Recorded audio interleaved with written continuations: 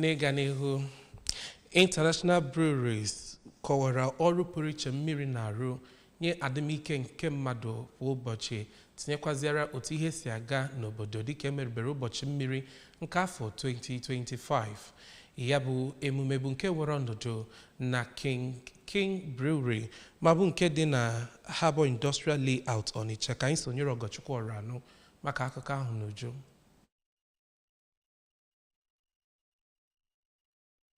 International Brewers bụ ndị nwere nnukwute mmanya iri eji mara ha nke Hero, Budweiser, Trophy, Grand na Better Malt na ndị ọzọ ga-so n'ime ya. N'okwu ya iji wee merube anya bụ mmemme, Performance na Planning Manager bụ Augustina Okoli kọwara na ya bụ ụbọchị mmiri afọ 2025 bụ mbọsị ha ji achịkọta otu ha si eji mmiri were alụ ọlụ ma mekwa ya ka ọ bụrụ nke ga-adịrị ndị bi na gburugburu ha mma.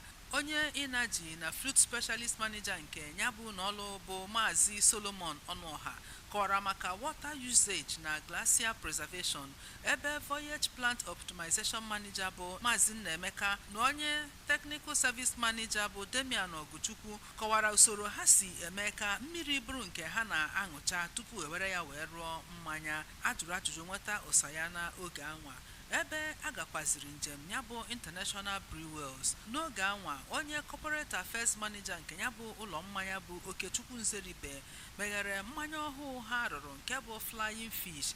Ya bụ mmemme bụ nke dọtara ndị eji okwu ha agba izu dịka Mayor Onitsha North bụ Honorable Tony Nweze na onye ogbo ya nke Ọgbarubu Kenneth Akwuobi, Atamanya Ọgbarubu Victor Awogo, onye Managing Director nke ABS bụ Chris Molokwu na ndị ọzọ. Ọgọchukwu Ọranụ n'akụkọ ụwa ABS.